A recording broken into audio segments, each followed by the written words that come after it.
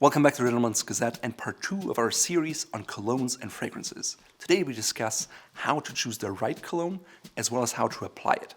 If you haven't already checked out part 1 about the history, you can do so here, and stay tuned for do's and don'ts in part 3 here.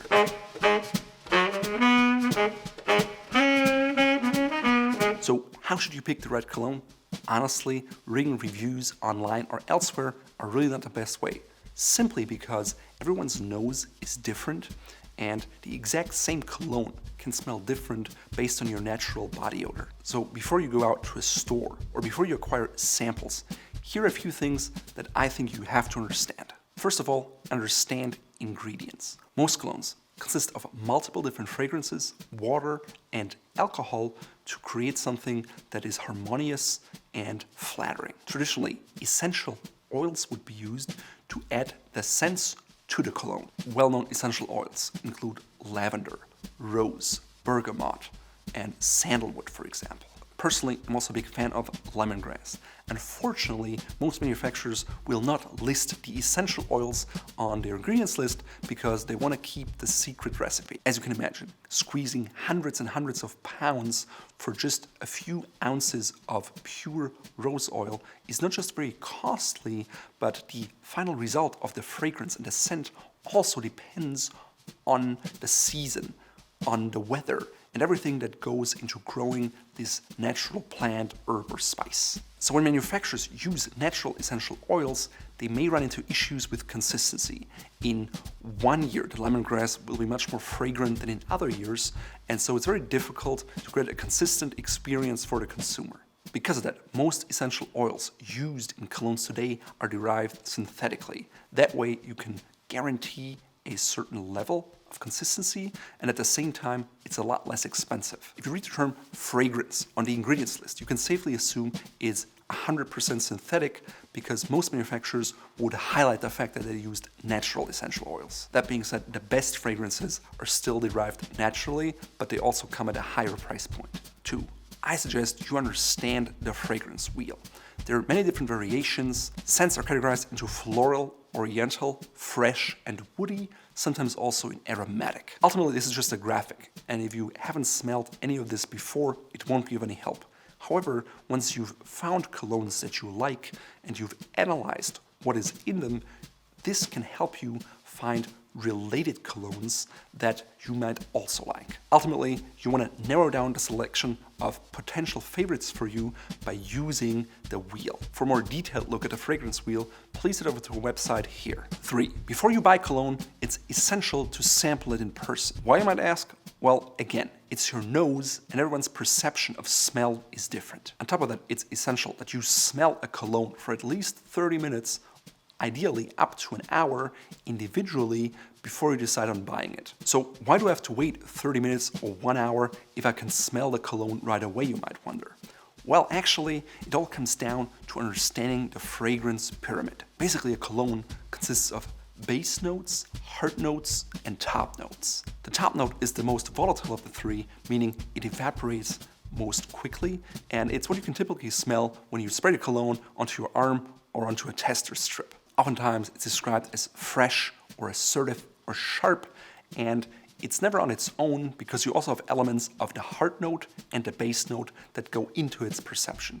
That being said, I always suggest to test the cologne on your skin and never just on a tester strip, because your natural odor impacts the way you and others perceive that scent. The heart notes, or the middle notes, are about to appear strongly when the top note disappears, which is generally about 20 minutes in. Typically, the notes are more round or mellowed compared to the top notes, and it can last all the way up to an hour. Base notes, on the other hand, are the least volatile components, and they're often perceived as rich or heavier. It typically takes at least 30 minutes to release those base notes, and in the beginning they're overlaid by the heart notes, and so that's why you want enough time with a cologne so you can truly experience what it smells like and how the scent develops over time. Even if you might enjoy a scent right out of the bottle, you may actually not end up liking it at all 30 minutes in. So let's say you're at a store and you don't just want to bring home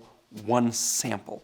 I suggest to spray those different scents onto a tester strip or onto your skin. Once you put the first scent on, you should have some coffee grounds or coffee beans that you smell in between, because that helps to neutralize your taste and your smell buds. You must do that because otherwise your nose gets overloaded by the senses, and so if you smell something and you think you like it, it may smell entirely different than if you smell it the next day just on its own.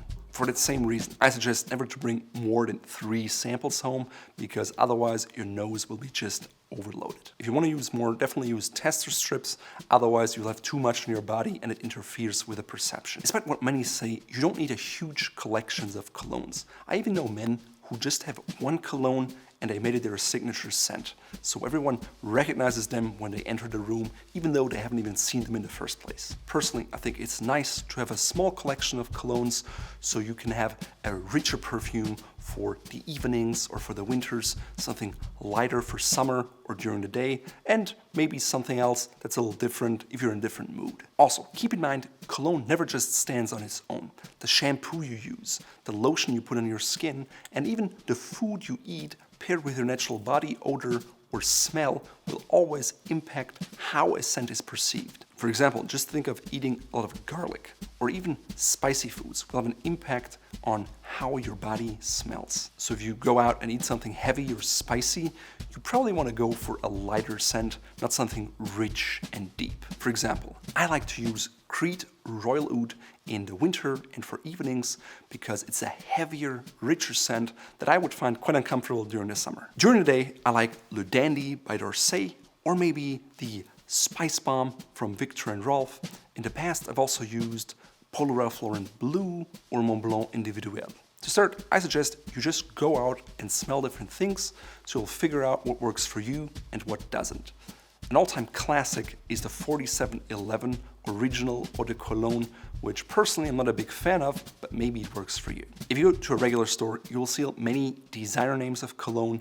They're very popular because it's a high-margin product, but most of the time what you can find inside the bottle costs less than $1 to produce, and the bottle is actually several times more expensive than that. So if you want to go a step up from those designer perfumes, you can look into brands like Penhaligon's or Creed, which have a range of very appealing gentleman's scents, at least in my opinion. Another step up would be colognes from someone like Lorenzo Villoresi, who uses very good essential oils and interesting combinations. If money is of no concern to you and you want the absolute best colognes, you should look into brands like Xeriov, which come in flacons with semi-precious stones, such as lapis lazuli, which is something that we use for cufflinks. While the packaging and the ingredients are very nice and high-end, you also pay at least $600 for them. So how should you apply cologne? First of all, I think it depends on the strength of the cologne. Something that is stronger has to apply differently than something that is very light. When in doubt,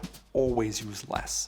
I personally find one splash out of the vaporisateur is enough for me. Some people like 2, but anything more than that is likely over the top. In general, most people spray the cologne in areas that are the warmest in their body, which are also known as the pulse points, because it helps to spread the scent. That being said, the neck is very warm, so are the top of your shoulders, followed by the chest. Some people also apply it behind their ears because it's warmer there too. While some people spray cologne on their hair or their clothes, I suggest you spray it on bare skin. Some people also like to rub it in and create heat that way.